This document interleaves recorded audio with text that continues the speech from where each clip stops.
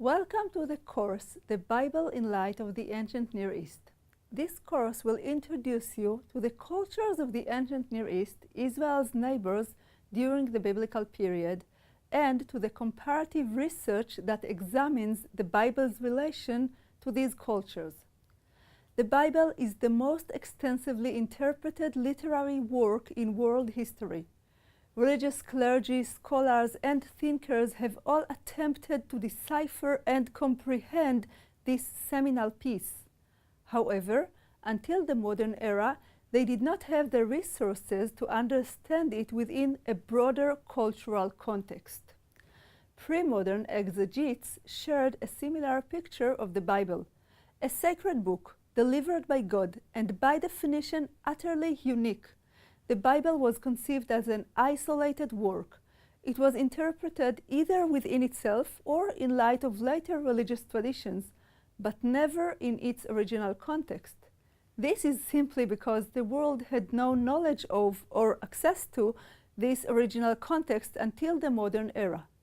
However, with the development of modern archaeology, the world discovered, to its amazement, a treasure trove of knowledge about the ancient Near East.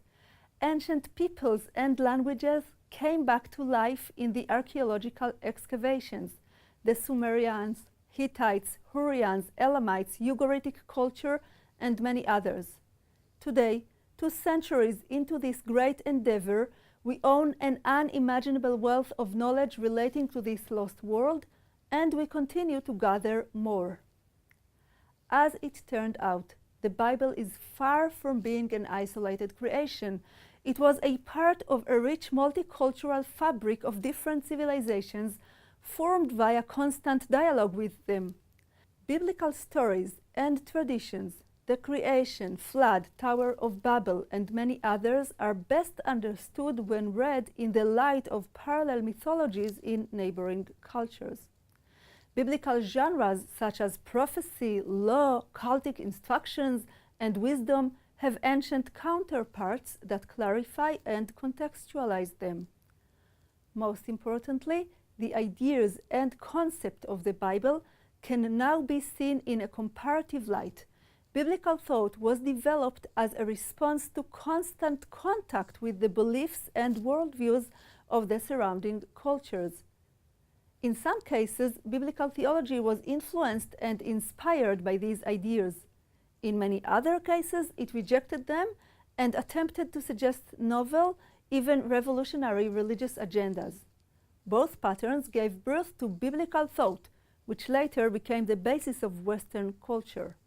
Our point of departure will be one of the most important places in the world for studying the ancient Near East, the British Museum, where findings from the ancient Near East are kept and studied. Tens of thousands of artifacts and monuments belonging to the biblical world are housed here. Let me take you to a special place in the museum where ancient tablets are deciphered and studied every day. Well, first of all, welcome to the Department of the Middle East again. Thank you. We're standing in the arched room, the beautiful arched room. It dates to about 1840, so it's one of the few parts of the museum in still original condition from the time. So this used to be what we would now call the British Library. And if you look, you see essentially it is still a library, except for on the ground floor, we have these wooden trays inside the book presses, and these trays are full of cuneiform tablets. So if you like, we have an ancient library on the bottom floor now. Mm-hmm. So we're dealing with quite a large area of time, of course, wide geographical expanse, very different environments, many different types of people, many different languages, but it's very useful and indeed necessary to generalize a little bit. So some common words we're going to come across are Mesopotamia, which is the broadest term for essentially what we now call Iraq, but also important parts of what we now call Syria.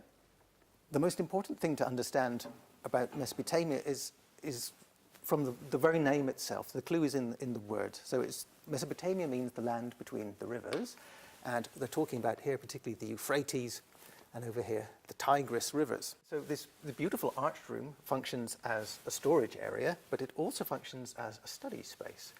And Most of the people who come to this department to study want to look at the cuneiform tablets, and we have about 130,000 in our collection. They range from about 3000 BC to the 1st century AD. It's an enormous spread of time. I've got just a few examples here to show you, but maybe something about the objects themselves. They are made of clay, or strictly speaking, it's actually silt. So the rivers, the Tigris and the Euphrates, bring down the silt from the sources, and this is what they're made of. So it's not like modern potter's clay, it's a much coarser material. It's abundantly available, it's freely available. All of the cities are along the rivers and the canals. This is everywhere, you can't help but write on clay, and it's perfectly suited.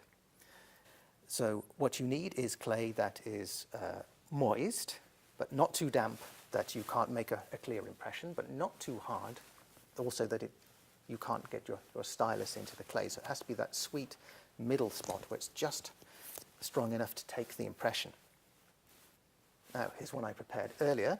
You see, of course, there's no ink. This is not like modern writing. They don't have a pen. They're not drawing across the surface of the tablet.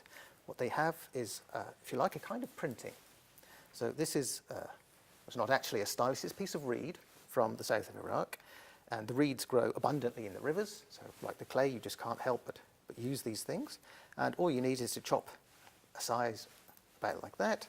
And then you cut it lengthways to create a very handy device. We're not quite sure exactly what the stylus looks like, and there must have been different designs, but it's essentially a split reed, held in the hand perhaps something like this, with a tablet, maybe something like that, and you just press and press and press. So again, we're not dragging across the surface, it's pressing and lifting. And all you need to do when you finish your tablet is just leave it in the air to dry, not in the sun, but in the air, and it will remain as crisp and clear as the day it was written for thousands of years. John has shown us a small sample of the rich Mesopotamian culture. As John explained, Mesopotamia is the name of the area located between the Euphrates and the Tigris. This area was part of a region known as the Fertile Crescent.